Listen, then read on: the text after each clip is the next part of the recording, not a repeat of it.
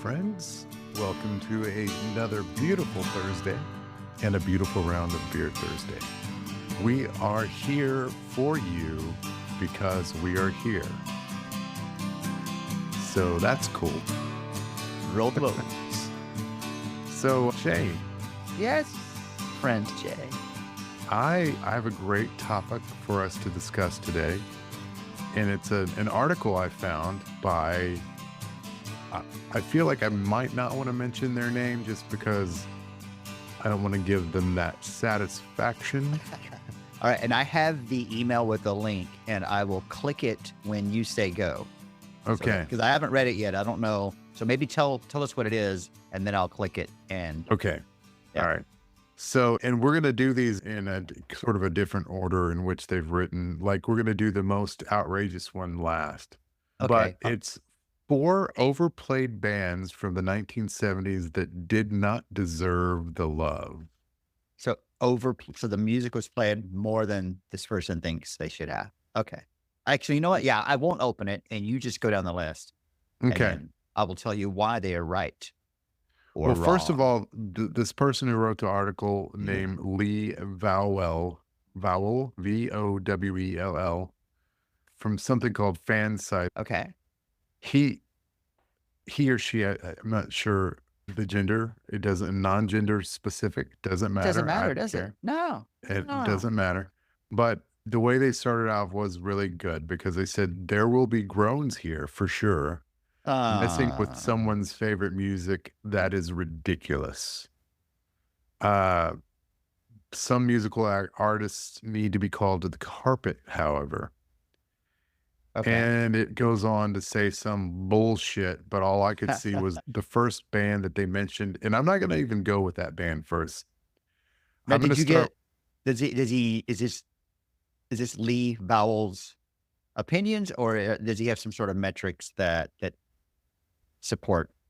I'm going to assume that they're Lee Vowell's opinions because any metrics would support the fact that these are bullshit opinions. Oh, damn you, Lee Vowell. Damn you to hell.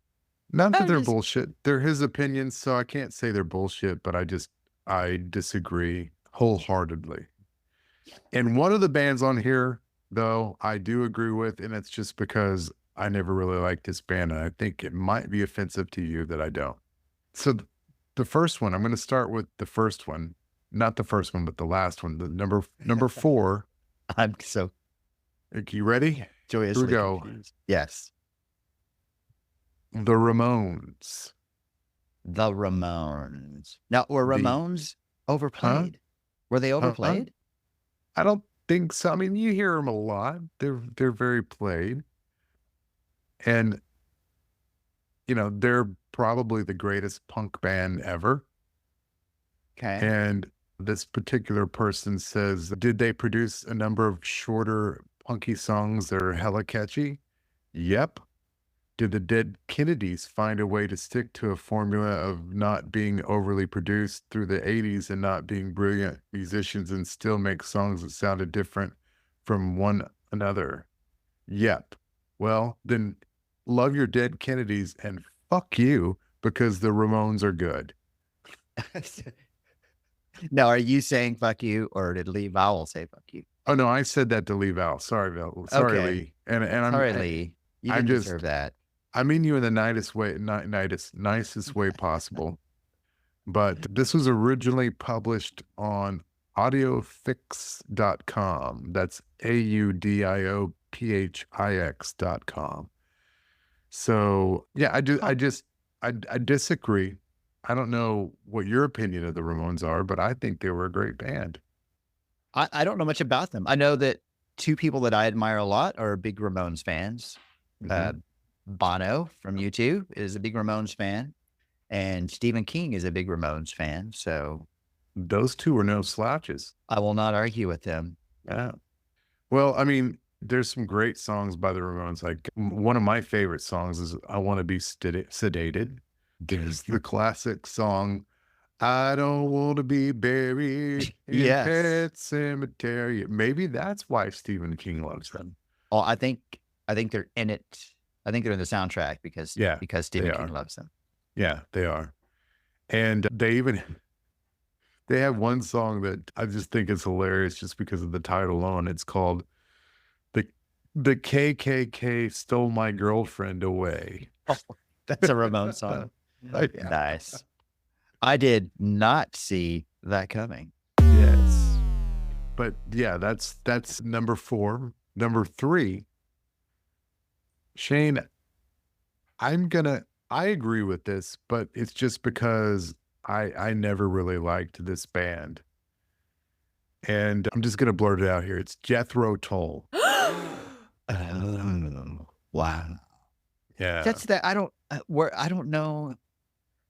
In the 70s, all I ever listened to was whatever my dad was playing. I never got to hear any music until the 80s. So I don't know if they were overplayed or not.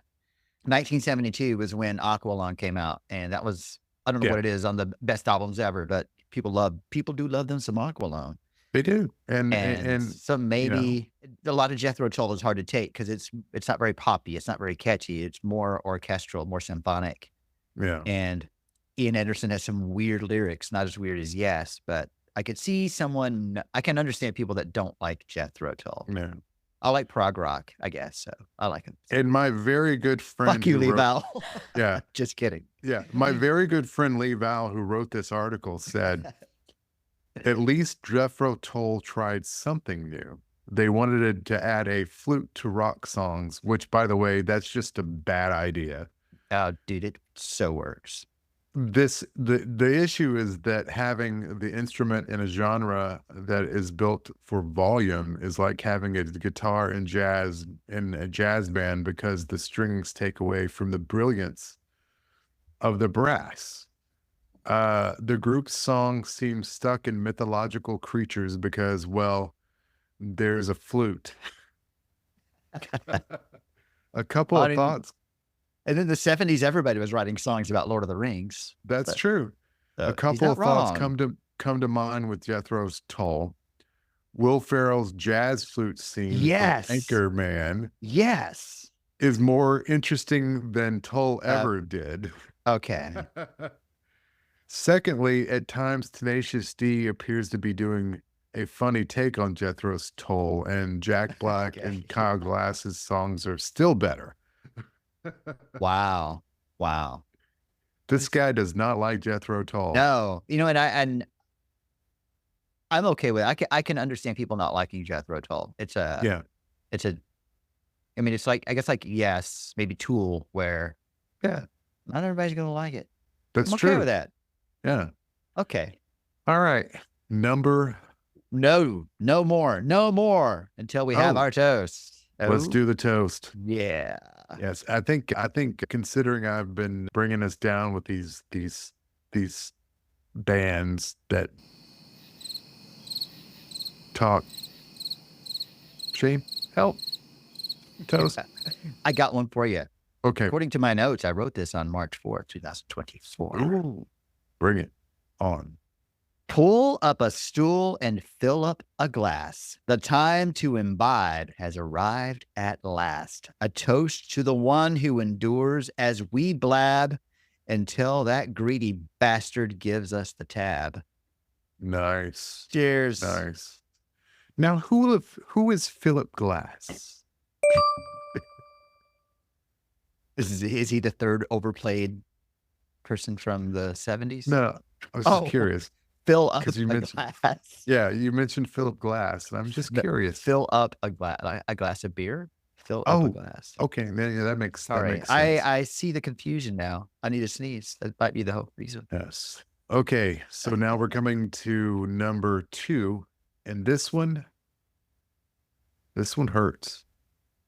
Now this is bless you. This is assuming this is actually a solo act, but this is assuming that this solo act had a band playing along with them, which they did most of the time. And I'm referring to John Denver.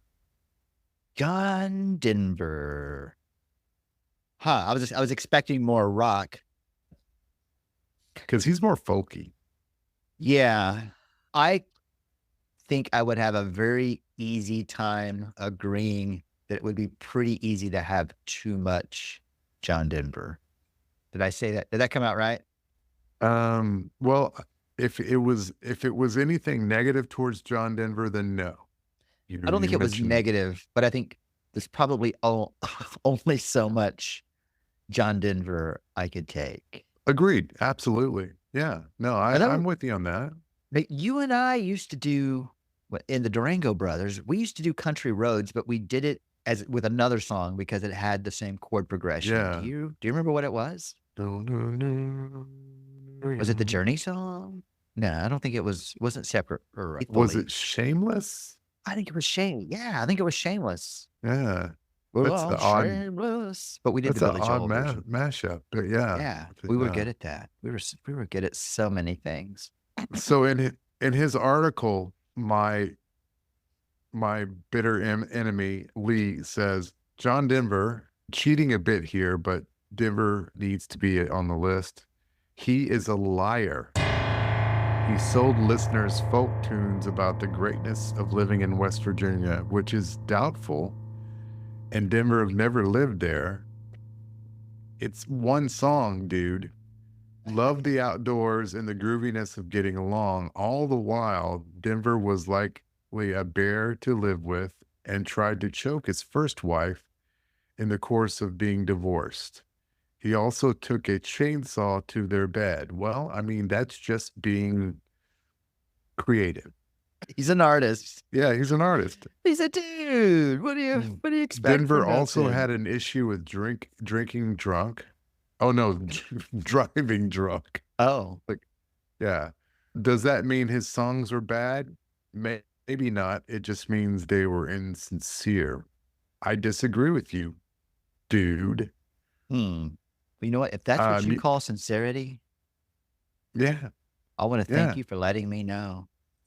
If this is sincerity, musical artists are at their best when they write songs from personal experiences. We want to believe they are singing to us. His fluffy country tinged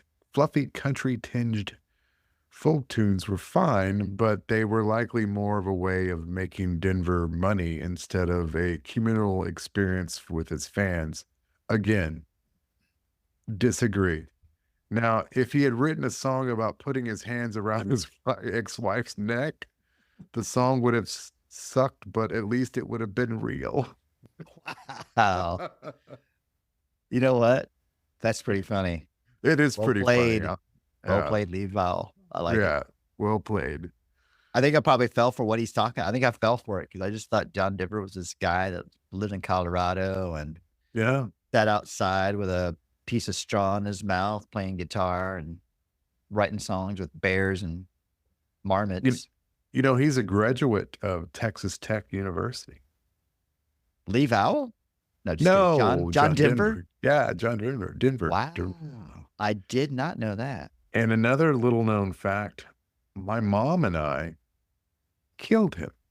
Oh, wow. God. Wow. Well, I'm happy to see y'all working together. Yeah. I guess. See, he did a show in Fort Worth and we were going to go, but we decided not to. And 1 week later, dead. Coincidence? Yeah, completely. But still. Well, I mean, you sort of killed Stevie Ray Vaughan in a similar manner. I did. So yeah. My lack of disciples. Yeah. I hope that I got. I hope we can edit all this out because I don't know what I'm saying. Okay. Number now we're gonna get 1. We're gonna get to number 1, and number 1 is it's gonna make you angry. It makes me angry. And I think the person it's gonna anger the most does a podcast with us about this band. Really? Wow. That's right. I am talking about Rush. Overplayed from the 70s. Bands from the 70s get far too much attention, and I could not disagree more. This is what made me want to do this round, because How dare you, sir? How dare Dare you, you? sir? All right. So now I'm going to click it to read the article. Now, I will tell you this. So he, in his article, he did write, and in all fairness, he said there is no dispute that Rush had talent. Perhaps the best rhythm section ever was Neil Peart's drum and Geddy Lee's bass. This isn't an argument that Rush were simply bad, because they weren't. What happened, though, was that the band got far too much attention for being viewed as some kind of mythological group. Here we go again Which with is the true. So you either bought into the themes and concept, or you were viewed as maybe not smart enough to do so. because that's accurate. Yeah. One of the issues was that all the talent that was that YYZ that just went off. Yes, that was why I went to see. I think Neil has something to We say may from be the biased. grave. Yes. One of the issues that all the talent the band had began to lead them into musical directions that they couldn't quite harness. Once the band came to use more synths, they lost the uniqueness that they had as a three-piece guitar, drum, bass. Okay. Plus, the songs became overly long and self-important. We get it. Space people and odd music images, fine, but give us some rock as well. Instead, they became a louder version of "Fuck You," Jethro Tull. A louder version of Jethro Tull. I couldn't disagree with that Wow. more.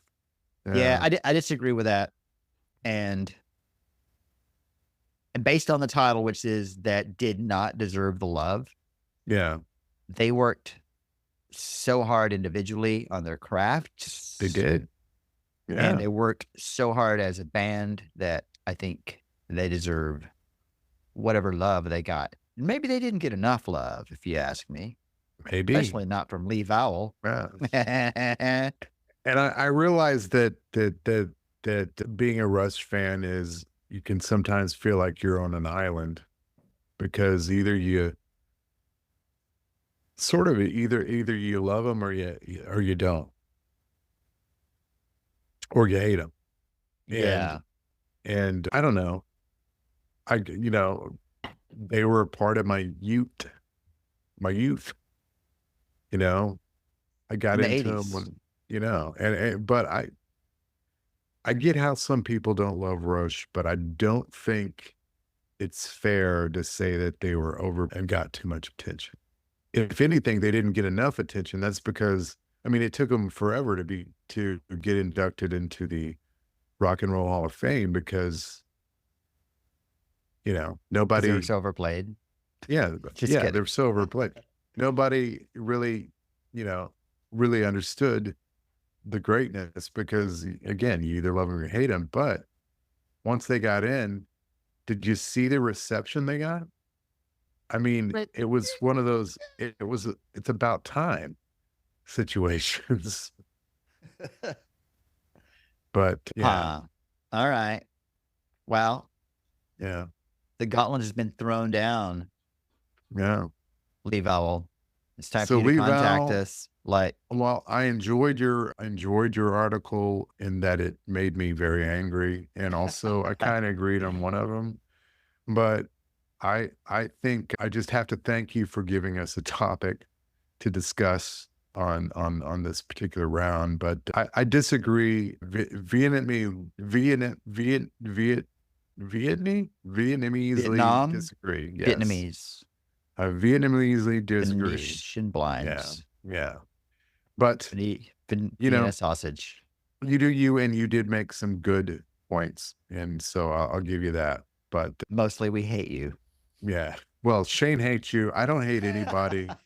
I support you in what you do, and you just keep right on doing it. Yes, keep writing. Keep doing. Actually, I was pretty. No, it was well written. I laughed a couple of times. It was good, and that was a good piece. So it just he's no Jade Polion, but yes, that's right. He's no Jade Polion. That's right. So Shayne, yes, take us home. Well, who do you think are 4 overplayed bands from the 70s that didn't deserve the love? Rush? The Ramones? Jethro Tull? John Denver? You let us know. Tell us in the comments, because you can comment on Spotify. So cool. So cool. Let us know. Subscribe so that you hear all these scintillating discussions about these fascinating topics. And if you subscribe, then it'll ensure that Thursday morning you get to hear that next exciting round of Beer Thursday memory glands.